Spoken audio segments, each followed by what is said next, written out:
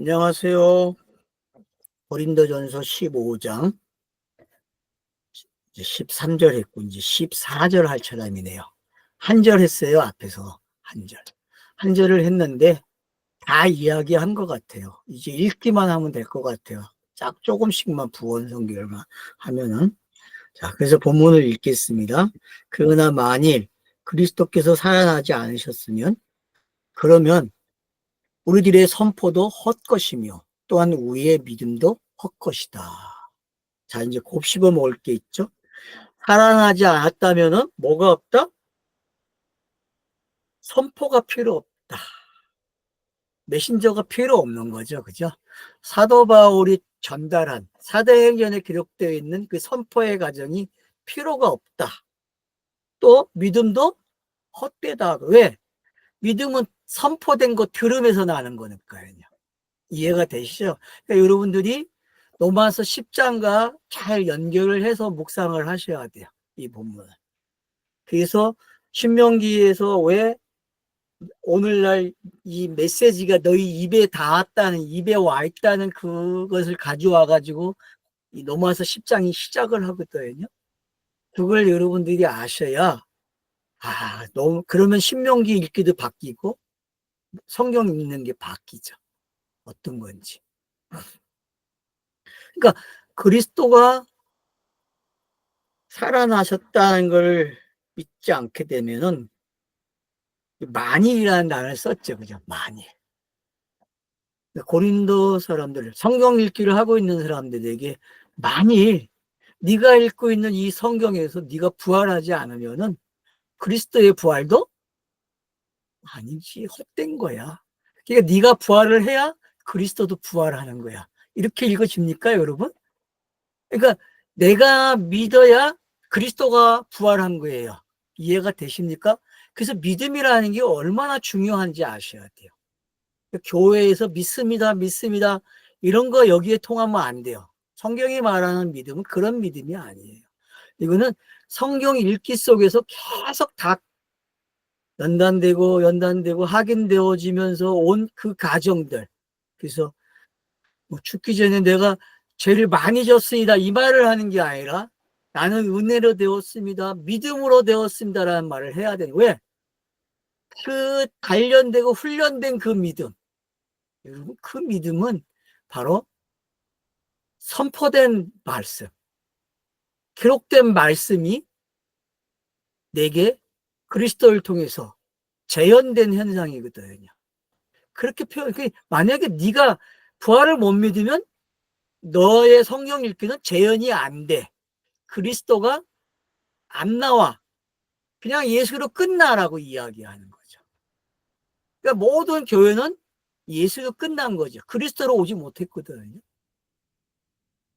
땅에 있는 지상교회는 그리스도가 없어요. 예수의 종교는 있어요. 그러니까 그들이 말하는 부활, 그 부활은 성경이 말하는 부활이 아니에요. 그러니까 믿음이 없고 은혜로 시작한 게 아니죠. 믿음이 있다는 게 어떤 거고 선포되는 메시지가 어떤 건지 알아야 되죠. 그래서 메신저가 말하는 그 말은요, 영이에요, 여러분. 성경은 영의 소리를 들려주는 거거든요. 근데 땅이기 때문에 그 영의 말이 뭘로 나가겠어요? 한국말 사람이면 한국말로 나가겠죠. 그러니까 수준이 있어야 돼. 내가 어떤 수준을 가져야 돼? 독자들이 저걸 영어로 받아 먹어야 되구나. 한국말인데 그 한국말을 뭘로 먹어야 돼요? 영어로 먹어야 돼. 그게 에클레시아 안에서 일어나는 일이에요. 에클레시아라는 거는 어떤 말을 해도 어떤 소리를 해도 알아들어요. 다. 어떻게 해요? 통역이 되기 때문에. 그래서 예언과 방언이 앞에서 다뤄진 거예요, 여러분. 왜 앞에서 그렇게 긴 시간을 예언과 방언을 다뤄놨겠습니까, 여러분? 선포라는 거는 뭐예요? 예언과 방언이 하는 일이거든요. 근데 그게 해석이 돼야만 되는 거 아니에요. 통역하는 자들이 있어야 되는 거 아니에요. 부활은 통역도가 해석된 용어란 말이에요. 완료된 현상이란 말이에요. 그래서 최종적으로 사도 바울이 변론을 하는 거예요. 고린도 교회 사람들이 가지고 이야기를 했지만 모든 독자들에게 너가 있는 그 문자가 과연 부활했니? 물어보는 거거든요. 현실성이 있는 거죠. 성경은 항상 현재만 있어요. 어떤 사람에게든. 성경책은 과거와 미래를 말하지 않아요. 그냥 현재예요. 기록되는 건 분명히 역사 속에서 과거를 가지고 기록을 했어요. 지금 내 관점에서는. 그러나 그 성경책은 지금 나에게 현재로 다가와야 되고 부활로 다가와야 돼요. 그래서 교제가 시작돼. 예배가. 성경을 읽으면 예배가 시작된다고 한 말을 여러분 깨달으셔야 돼요. 그 하나님과 교제가 시작된다니까요. 성경을 문자를 읽으면은 그건 교제가 시작이 안 되는 거예요. 메신저가 한국말을 하더라도 그 말이 영으로 들리는 사람은, 예수가 그리스도가 되는 가정으로 듣는 사람들은 어떻게 하겠어요? 그분과 교제가 일어나고 그분과 영으로 예배하는 일이 일어나겠죠. 그게 요한복음 4장 24절의 말씀 아닙니까? 신령과 진정으로 예배하는 모습이라는 거죠. 그러면 오늘날 예배 시간에 그런 일이 일어납니까? 안 일어나기 때문에 제가 성경을 읽으라는 거예요. 그리고 새로운 에클레시아를 만나야 되겠죠. 에클레시아와 에클레시아가 만나서 에클레시아의 공동체를 만들면요, 그 공동체는 서로 다른 말을 하더라도 알아들어요. 어떻게? 영에 관한 이야기네? 하나님의 지식이 이런 거지? 대화가 된다는 거죠. 그런 교회를, 그런 에클레시아를 저는 원하는 거예요. 자, 그 다음 보세요. 14절 했죠? 15절. 또한 그러나 그리스도를 살리신 하나님에 대하여 우리가 증거하였던, 우리가 하나님의 거짓 증인들이로 발견되어지는 것이며 그분을 살아나게 하지 않으셨다면 그때는 죽은 자들도 살아나지 않는다. 그렇게 이야기하죠. 결국은 성경 이야기가 이렇다는 거예요. 예수가 그리스도가 되지 않으면 모든 게 다 끝이야라고 이야기하고 있는 거죠. 결국 그분은 살아나셨어야 되고 부활이 뭔지 그래서 설명이 되는 거죠. 그래서 왜 제가 성경을 읽으라고 하는지 깨달으셔야 돼요. 창세기서부터 요한계시록까지 읽어대셔야 돼요. 그래야 성경이 성경을 해석한다는 걸 알게 되고, 문자가 문자를 가지고 복선을 만들어서 결국은 영의 세상으로 데려가 주거든요. 성경은 읽으면 은혜가 생기고 믿음이 생겨요. 여러분, 내 믿음으로 읽는 게 아니라니까요. 내가 깨달은 은혜로 되는 게 아니에요. 성경은요. 읽으면 돼요. 읽으면 돼요. 시작만 하시면 돼요. 그리고 꾸준히 읽으세요. 그러면 믿음이 생기고 은혜가 생깁니다. 그게 사도 바울이 경험한 거예요.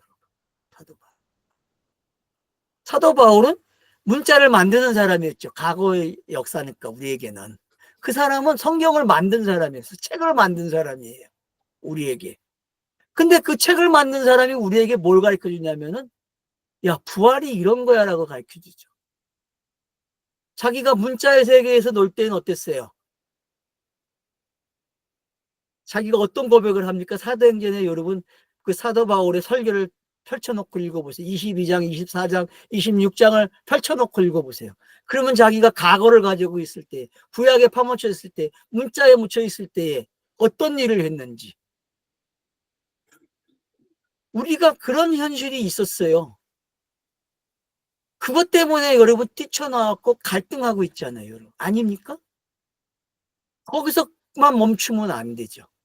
그걸 끝내기 위해서, 이 땅에서의 갈등을 끝내기 위해서 저는 여러분들에게 성경을 읽으라 그러는 거예요. 성경을 읽어야 부활에 참여합니다, 여러분. 왜요? 성경은 다른 메시지를, 다른 선포를 우리에게 주고 있어요. 이 땅에서 메신저라고 하는 사람들은 실수하는 게 많아요, 여러분. 깨닫지도 못한 사람이 깨달았다 이야기하고 예언을 하고 있어요. 장난을 친다니까요. 그런데 여러분 속지 마세요. 성경은 그렇게 이야기하지 않습니다. 계속 지금 변론을 하고 있는 거예요. 증인들이 앞에 소개됐잖아요. 여러분 15장 1절에 보면 얼마나 많아요, 증인들이. 그죠? 예수가 살아나셨다고 한 걸 목격한 사람들이, 죽고 살아났다고 하는 걸 목격한 사람들이 나열을 하죠. 그리고 만삭되지 못한 내가 마지막이었어라고 이야기하잖아요. 그러니까는 1절로 11절을 잘 읽어놔야 곱씹을 수 있는 거예요. 읽을 때마다. 그러니까는 복선이 깔린 거죠. 그죠? 1절로 11절이 복선이잖아요. 15장에. 그리고 그 복선을 가지고 읽어나가니까 해결돼야 안 돼. 문자가 문자를 해결해주고 해석해주고 있잖아요. 성경 읽기는 이렇게 되는 거예요, 여러분. 누가 가르쳐주지 않아도 된다니까요. 그래서 제가 성경을 읽으라고 그러는 거예요. 성경을 읽으세요, 여러분. 지금 얼마나 논리적으로 잘 펼쳐나가고 있어요. 16절, 만일 죽은 자들이 살아나지 않았다면 그리스도께서 또 살아나지 않으셨다. 완료형을 쓰고 있어요. 그러니까 결국 뭐예요? 이러면 안 되잖아. 너나 나나 다 아무 소용이 없는 거지. 끝나는 거죠. 그죠? 아무 소용이 없다는 얘기죠. 살아난 게 뭔지, 왜 이렇게 이야기하고 있는지. 여러분, 문자가 생명으로 살아나는 걸 경험하십시오. 체험하십시오. 그래야 이 간절함이 들릴 거예요. 이 간절함.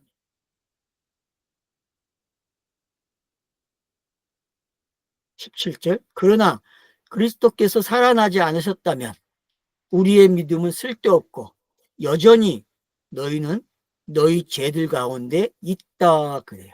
그러니까 죄가 왜 바꿔야 하는지 계속 설명해 왔잖아요. 여기 보니까 성경이 말하는 죄가 뭐예요, 여러분? 도덕윤리의 죄가 아니죠. 우리가 생각하는 죄가 아니라는 걸 알게 되죠. 왜요? 하나님의 뜻을 모르면 그게 죄죠. 하나님에 대한 지식을 모르면 죄예요. 그래서 하나님에 대한 것을 알려줬죠, 성경이. 예수가 그리스도가 되는 걸 통해서 하나님에 대한 지식을 줬어요, 우리에게. 그리고 이렇게 하나님께 가는 길을 열어줬고, 그걸 믿는 사람, 은혜로 되어진 사람은 죄가 없는 거죠. 근데 죄가 만약에 있다고 하는 거는 뭐예요? 성경을 문자로 읽고 문자로 끝나는 사람들이, 그 사람들은 여전히 뭐가 있어요? 죄가 있는 거죠. 그래서 자기가 죄인인지 아닌지 확인하는 방법은 뭐예요? 성경을 꾸준히 안 읽는 거예요. 성경을 꾸준히 읽는 사람은 자기를 알아요. 내가 죄인인지 아닌지. 문자의 세계에서 논다? 단어의 세계에서 논다? 그건 여전히 뭐예요? 죄인이겠죠. 근데 이런 일이 일어나요, 갑자기. 짝이 맞춰지기 시작하고, 갑자기 예수와 관계없는 본문들이 다 예수를 읽어지고 그리스도를 읽어지기 시작해요. 그게 은혜 아닙니까? 제가 그랬죠. 모든 문자는 예수와 그리스도라고요. 성경의 모든 문자는 예수와 그리스도예요, 여러분. 거짓말 같은 이야기를 하고 있죠, 제가. 근데 성경을 읽으면 그게 참이라는 걸 여러분 스스로가 증명할 수 있어요.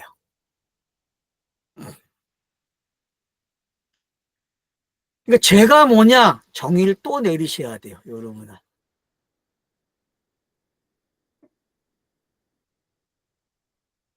제발 맨날 회개하는 죄에 빠지지 마세요, 여러분. 18절. 그러면 또한 그리스도 안에서 잠자는 자들도 멸망하였도다. 맞죠? 죄가 해결되지 않으면 잠자는 자들도 어떻게 해요? 멸망하는 거죠. 잠자는 자들도 그러면 자, 성경 아까 그랬죠. 잠자는 게 뭐라고 했어요? 문자, 육체, 과거의 모든 역사가, 성경과 관계된 모든 것들이 다 그냥 끝나는 거예요. 그냥 세상사와 똑같아요, 여러분. 아무런 소망이 없어요. 아무런 소망. 모든 이야기는, 모든 문자는, 세상 행사는 다 어디로 가게 돼 있다고요? 영을 가르치는 이야기로 가게 돼 있다고요. 영으로 가는 이야기. 윤석열의 이야기도요, 결론적으로 가서 보면 영을 배우는 시간이 될 거예요, 여러분들이요. 아, 땅에서 영원히 사는 게 어떤 건지 윤석열이를 통해서 배우면 돼요, 여러분. 윤석열을 통해서. 윤석열이는 사람의 모습을 참 잘 보여주고 있거든요. 육으로 사는 인생이 어떤 건지를 잘 보여주고 있어요. 얼마나 고마운 일입니까, 여러분. 그는 우리에게 스승이에요. 진리로 가게 하는, 한편으로는. 고맙잖아요, 여러분. 안 그래요?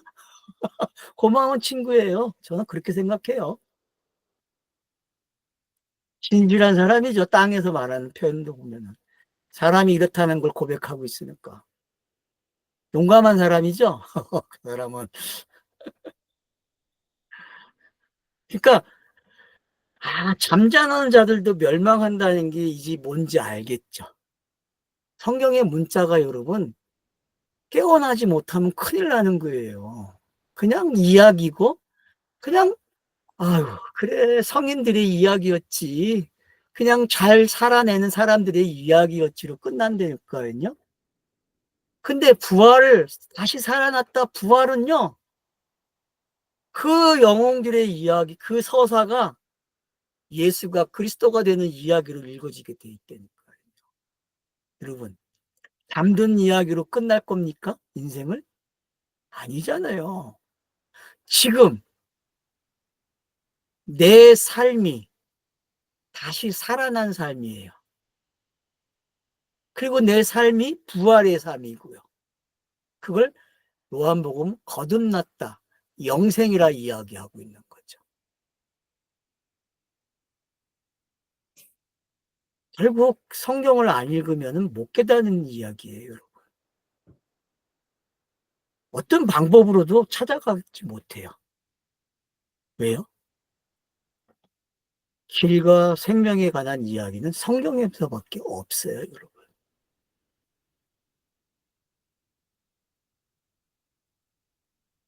19절. 만일 우리가 그리스도 안에서 이 생명 안에서만 우리가 단지 소망한다면 우리는 모든 사람들 중에서 불쌍한 자들이다. 맞죠? 그 어려운 성경 뭐하러 읽어요? 부활을 못했는데. 여러분 성경 읽으면서 부활 못하면요. 그냥 때려치워버리세요. 그러니까 뭐에 목숨을 걸고 성경 읽으라는 얘기죠. 이 이야기는 그만큼 확신이 있다는 거죠. 그만큼 분명해. 그만큼 분명하다는 거예요. 근데도 성경 안 읽을 거예요? 성경 읽으셔야죠. 이거는 제가 하는 협박이 아니에요, 여러분, 지금. 그 하나님이 우리에게 사도 바울의 그 필체를 통해서 협박하고 있다니까? 야, 이런데도 니들 성경 안 읽을 거야? 니들 메신저들 바른 말 안 할 거야? 바른 말 해야죠, 바른 말.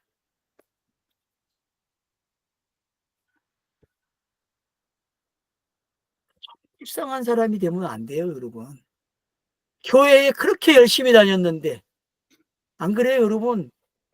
내가 저 사람을 저렇게 믿었는데, 그러면 안 되잖아요, 그죠? 배신 때리면 안 되잖아요. 근데 배신 때리는 게 인간사고 교회잖아요. 그래서 죽을 때 하는 말이 다 뭐예요? 제발 내가 회개한다 그런 말 안 했으면 좋겠어요. 여러분의 끝말을 그런 말 하지 마세요. 내가 너무나 많은 못된 짓을 많이 했다. 이런 말을 하면 안 되죠. 왜 그런 삶을 삽니까? 그거는 불교인들도 그렇게 안 살아요, 여러분. 도덕윤리를 그렇게 추구했으면 그런 말 하면 안 되죠. 이렇게 얘기해야죠. 내가 진리를 찾아서 찾고 찾았는데 찾았어. 그래서 내가 부활의 삶을 살았고, 그래서 내가 죽는 게 두렵지 않아. 나는 행복해. 그 말을 해야죠, 여러분. 난 행복한 삶을 살았다? 얘들아, 저 세상에 있는지 없는지 나는 몰라. 하나님은 영이시니까 아마 내가 영으로 남아있겠지? 이렇게 말을 할 수 있겠죠. 안 그렇습니까? 알지 못하는 걸 알지 못한다고 해야죠. 천국을 보고 왔다고 거짓말하면 됩니까, 여러분? 보여지는 건 다 거짓말이에요, 여러분. 가짜. 영은 보여지지 않아요. 세상의 문자를 기록할 수 없어요. 표현이 안 돼요, 여러분. 아예 보고 왔으면 아무 말 안 해야죠. 그치, 입을 다물고 살아야지. 안 그래요? 맞잖아요. 그게 진짜 보고 온 사람이죠. 말로 표현 못 한다면서 말로 표현하잖아요. 내가 표현 못 하는데, 이렇게 하면 될 것 같아 라고 표현해요. 그건 아니죠, 여러분. 그러면 성경의 권위를 갖는 거죠. 성경의 권위는 그런 거잖아요. 영을 소개해주고 있잖아요. 영이 어떤 건지. 여러분, 성경만으로도 충분해요. 성경 외의 것들로 만족하지 마세요. 성경 외의 걸로는 만족하면 큰일 나요, 여러분. 그래서 성경을 많이 읽으라는 거예요. 성경을 읽으시면요, 이 19절에 일이 안 일어나요. 알았죠? 예? 이 일이 안 일어난다니까요. 엉뚱한 데다가 소망 두지 마세요, 여러분. 엉뚱한 데다가. 내 삶이, 지금 이 삶이 뭐가 돼야 돼요?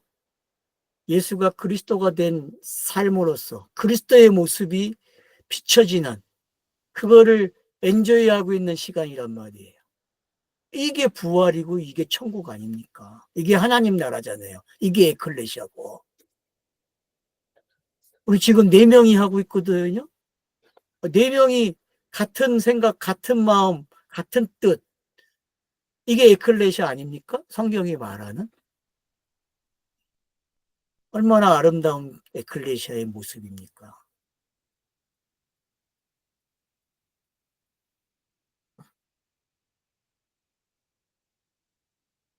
그리스도 안에서만 있으면 안 돼요. 알았죠?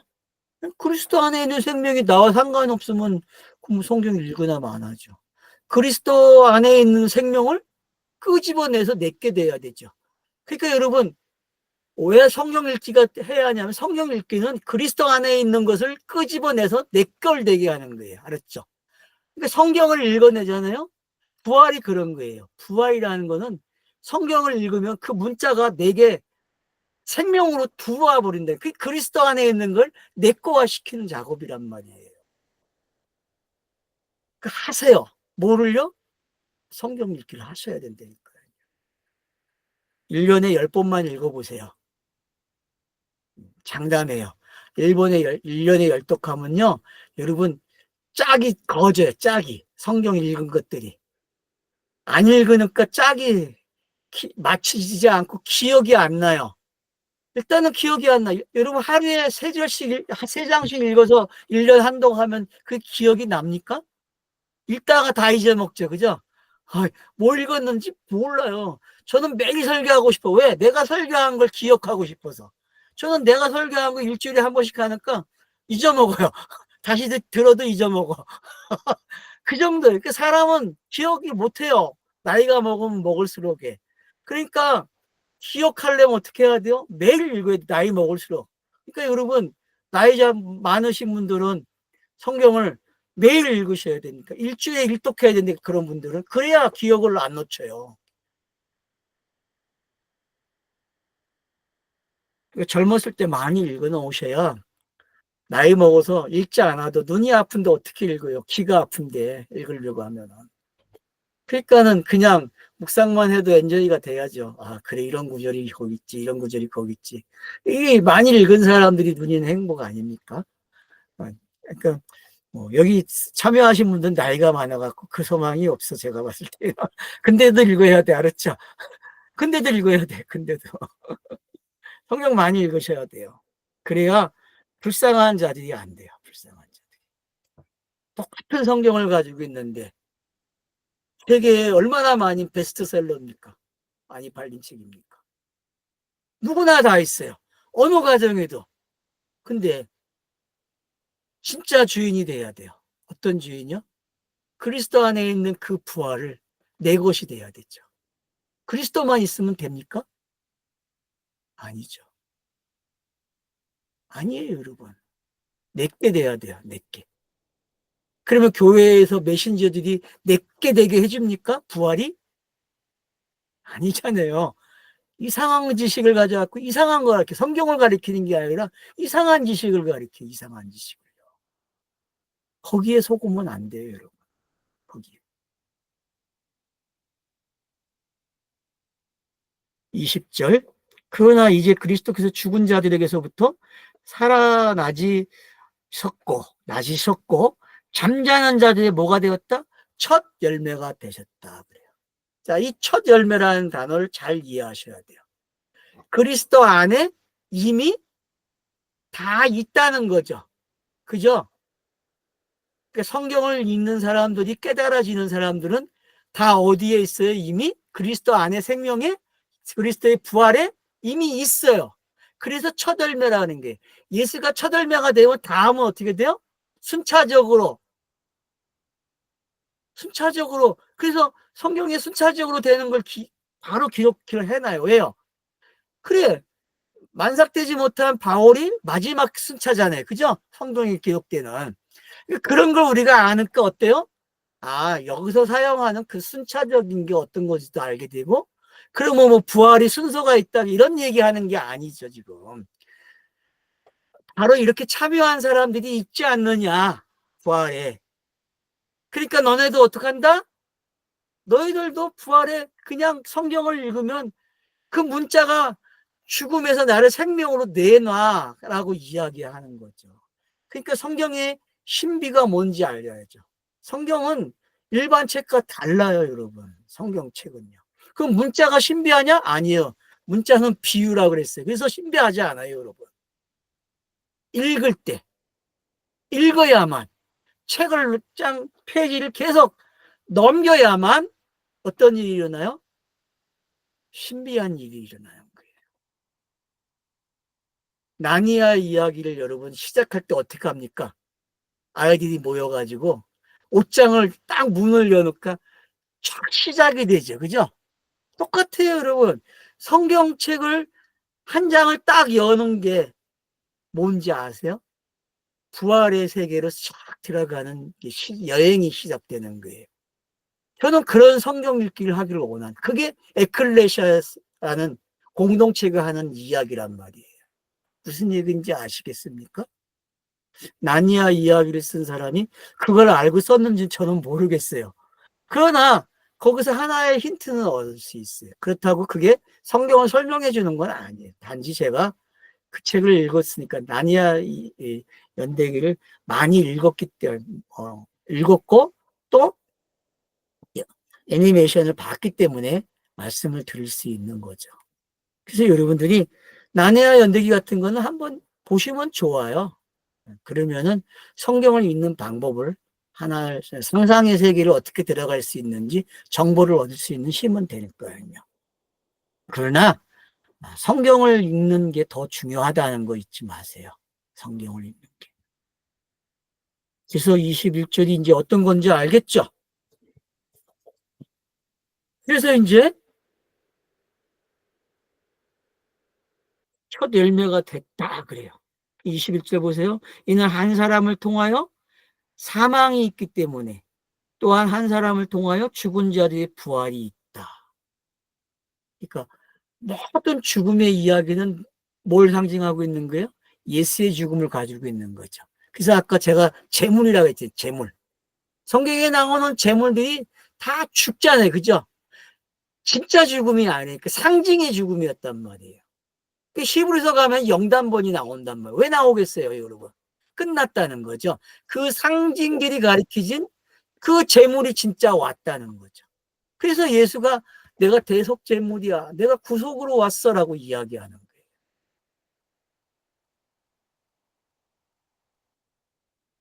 그래서 한 사람으로 시작되고 그 한 사람의 이야기가 만들어지려니까 66권의 성경이 필요한 거예요. 참. 그러니까 어려운 거죠. 성경책이 66권이 아니고 한 장이 그냥 한 가지 서사로 끝났으면 얼마나 좋겠어요. 그렇게 안 되는 게 왜 안 됐을까요? 이 세상 사는 사람들이 얼마나 복잡합니까? 변호사들 보세요. 얼마나 복잡한지 이제 배웠죠.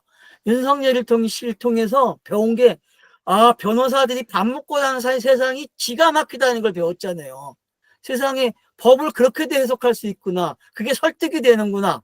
얼마나 재밌는 걸 배웠습니까? 그러니까 성경이 하나로 안 되는 거예요. 여러 개가 필요한 거예요. 왜? 인간들이 너무 오묘하기 때문에. 그 오묘한 걸 깨야 되거든요. 오묘한 지식을 깨야 되고 상식을 깨버려야 돼요. 그리고 그들의 보는 눈을 어둡게 만들어요. 길을 닫아야 되기 때문에 66권이 필요한 거죠. 그래서 문자를 라는 게 힘든 거예요. 문자는 잘 읽어지지 않아요. 그래서 힘든 거예요. 성경을 읽기가요. 영으로 들어가는 세상이 쉽게 열리지 않다니까요, 여러분. 영으로 들어가는 이야기가 쉬워지려면요, 익숙해져야 돼요. 문자가 익숙해져야 된다니까요. 여러분 수수께끼를 한번 해보세요. 풀어보세요. 그러면 익숙해야만 풀리거든요. 익숙하지 않으면 안 풀려요. 익숙해져야 돼요. 성경이 익숙해질 때까지 읽으셔야 돼요.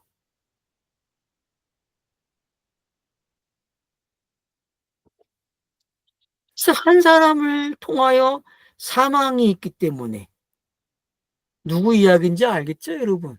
이건 뭐 첫째 아담이라고 할 수도 있고, 첫째 아담은 뒤에 나오니까 뭐 여기서는 그냥 예수죠, 그죠? 예수예요, 여러분. 5장에 나오는 족보는 다 죽었죠, 그죠? 창세기 5장에 나오는 족보는 다 죽음으로 끝났어요. 근데 낳고 죽었다 그랬어요, 5장은. 11장 가보세요. 낳고 살았더라 하고 끝나죠. 죽음이 없어요. 무슨 이야기인지 알겠죠, 여러분? 이미 거기서도 죽은 자의 이야기와 산 자의 이야기가 있었어요. 그죠? 그러니까 여러분이 창세기만 잘 읽어도 벌써 이런 힌트들을 찾아갈 수 있는 거죠. 5장이 사망하는 자들의 이야기고, 근데 그들에게 뭐가 있어요? 생명의 부활의 이야기가 있었죠. 그죠? 왜? 계속 낳고 낳고. 근데 11장 딱 가니까 어때요? 이게 이야기가 바뀌어버려요. 낳고 얼마 동안 살았더라 그래요. 그리고 죽었다는 말이 안 나와요. 참 재밌지 않아요, 여러분? 지금 그 말이 뭔지 여기 오니까 이해가 되죠. 이거는 여러분이 5장과 11장의 각주를 사용해야 돼. 이런 거는. 네? 적어 놓으세요, 꼭. 그래서 이제 설명을 하기 시작합니다. 소환을 해요. 이는 아담 안에서 모든 자들이 죽는 것 같이. 그죠? 아담 안에서 죽는 것 같이. 그래서 여자의 후손의 이야기가 어떤 건지, 뱀의 후손의 이야기가 어떤 건지, 이런 방법으로도 성경을 읽을 수 있어요. 그죠? 충분히 읽어내는 이야기죠. 그건 이미 교회 다니는 사람들이 다 하고 있는 거죠. 또한 그리스도 안에서 모든 자들이 또한 생명을 얻게 될 것이다. 맞죠? 로마서에서도 이런, 그러니까 똑같은 게 있죠. 그죠? 로마서에는 이런 구절이 많이 있어요. 찾아내보세요. 로마서 3장만 가도 뭐 몇 번 나와요. 6장 가도 나오고. 5장에 가면은 아예 비교를 해냈죠. 12절부터. 이렇게 쫙. 그러니까 여러분들이 로마서를 쫙 가져오면 이 구절들은 그냥 이해가 되는 거죠.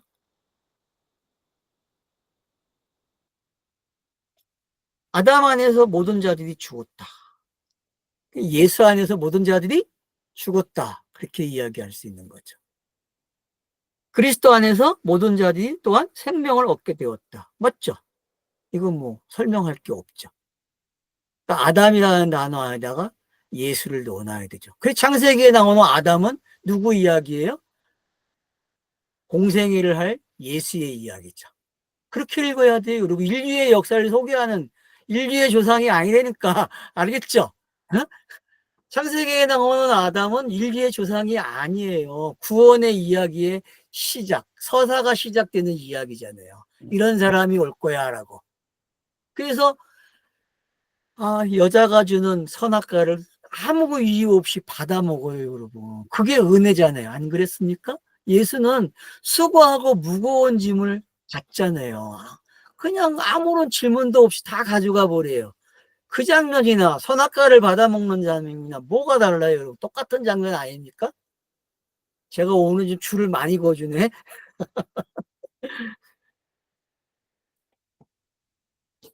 자, 그 다음에 보세요. 23절. 그러나 각 사람이 자신의 순서대로이니 그리스도께서 첫 열매이시며 다음으로 그분의 강림에 그리스도께 속한 자들이다. 그러면 이제 강림에 대한 이야기를 해야 되겠죠. 강림이 도대체 뭐냐? 강림이 뭐예요, 여러분?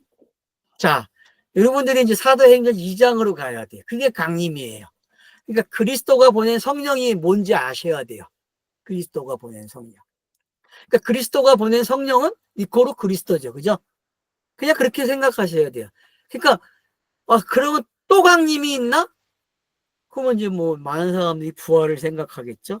어떤 부활? 세상이 종말 후에 일어나는 종말. 뭐 구름 타고 온다 그러잖아요. 예수가 구름 타고 강림할 거라고 하잖아요. 그런 단어는 여기에 맞지 않는 단어예요. 그냥 사도행전 2장으로 줄을 그어야 돼요. 아시겠죠? 그래야 여기서 말하는 순서가 맞아요. 알았죠? 예? 여기서 말하는 순서가 그래야 맞다니까. 지금 다 무슨 얘기한 거예요? 부활이 뭔지를 소개하는 내용이란 말이에요. 부활이 뭔지. 역사를 통해서 이런 현상이 일어났잖아요. 역사에. 그러면 너네들이 이 역사의 이야기가 구원의 이야기였잖아. 그래서 구약에서 이 사람이 와야 된 이야기를 한 거고, 메시아가. 그래서 메시아가 왔다는 것을 공간본부서가 담았고, 요한복음은 하나님의 아들로 이야기함으로써 메시아를 증명해 줬죠. 그죠? 자기가 증명을 했잖아요. 그래서 요한이 마지막 장면에서 21장에서 베드로에게 질문하는 거와 요한의 마지막 장면이 어떤 건지 아시게 되면은 아가페가 뭔지 알게 되고 그 아가페를 말하는 게 바로 부활이었고 그 아가페를 말하려면 뭐가 있어야 돼요? 강림이 있어야 되죠. 그래서 은혜의 시대, 복음의 시대는 강림으로 시작되는 거죠. 그거는 사도 시대를 가리키는 이야기죠. 강림이라는 단어는 사도와 연결되어 있다. 그렇게 해석을 하셔도 돼요. 사도는 그리스도죠. 그래서 영이고 성령의 시대고 에클레시아가 시작되는 거죠. 갑자기 막 쏟아놨네요, 제가.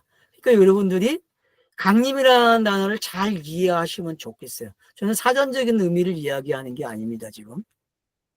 성경을 가지고 봤을 때 그렇다는 흐름 속에서.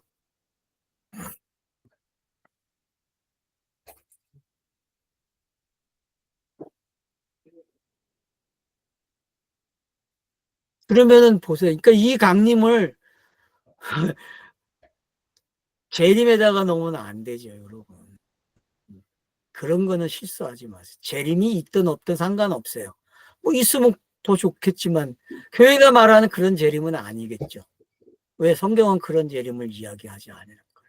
부흥사들이 말하는 재림은 더욱더 아니겠죠.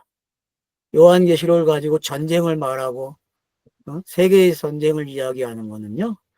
그거는 정말 못된 놈들이 하는 거예요. 못된 놈들이. 지금도 그 강의가 1등을 하고 있으니 여러분 그런 건 들으면 안 돼요. 듣지 마세요. 그거는 들을 강의가 못 돼요. 여기서 말하는 강림은 사도행전 2장을 가리키는 강림이에요.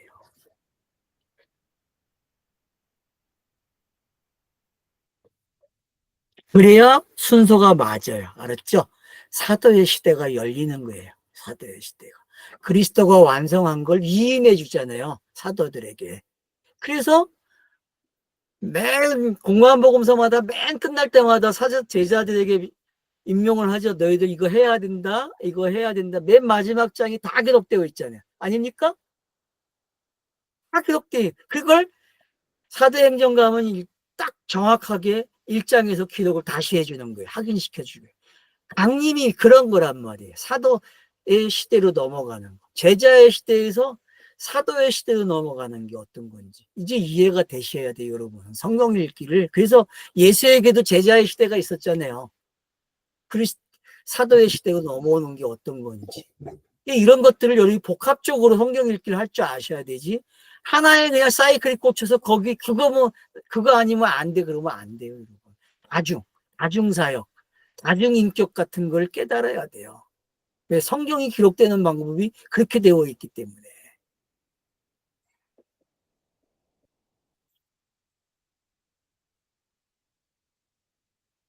제가 복선을 참 많이 깔아놨죠. 그죠? 제가 이 말들을 하기 위해서. 그러니까 이 부활이라는 게 얼마나 복선을 안 깔면 안 되는지 아셔야 돼요. 사도 바울도 복선을 깔아가지고 이야기하잖아요. 여러분들이 15장 1절에서 11절까지의 복선을 모르면은 이 이야기가 돼요, 안 돼요? 설명이 안 되는 거예요, 여러분. 맞잖아요, 지금. 제가 왜 이 1절로 11절이 중요하다고 했는지 부활을 여기서 못 깨달으면 안 된다니까요, 여러분.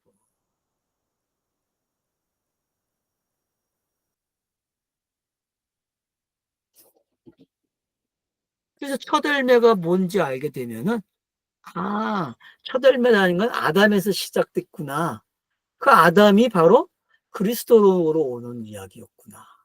그럼 아담의 이야기는 구속사를 위한 이야기로 시작하는구나.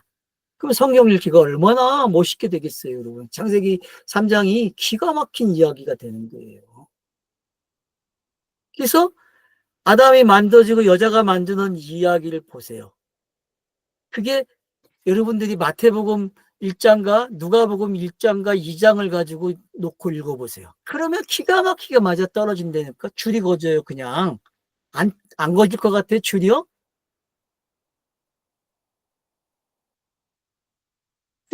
이 세례 요한을 왜 누가복음에 먼저 기록해 놓겠어요? 이러면 그 신비하지 않아요? 왜 세례 요한이 6개월 앞서서 성령으로 잉태합니까? 아기를 제사장 가정에. 그게 여러분 잉태하지 못한 게 뭐예요? 구약의 시간이잖아요.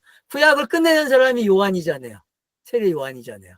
그 요한이 성령으로 잉태돼야 돼. 그래서 바톤을 성령으로 넘겨주는 이야기가 되는 거예요. 바톤이.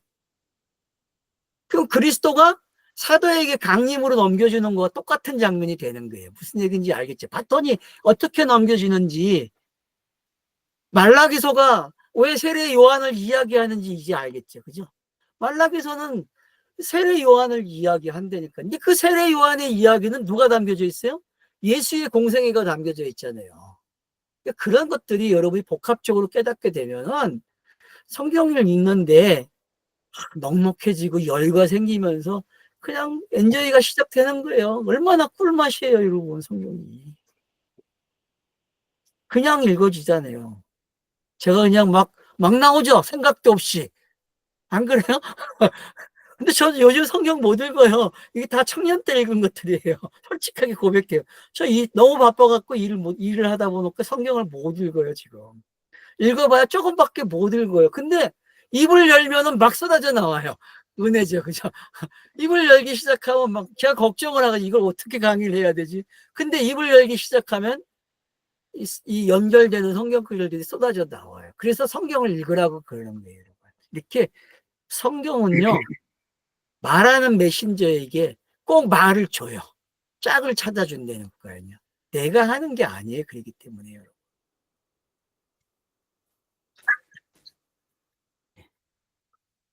오늘 여기까지만 합시다. 13절까지.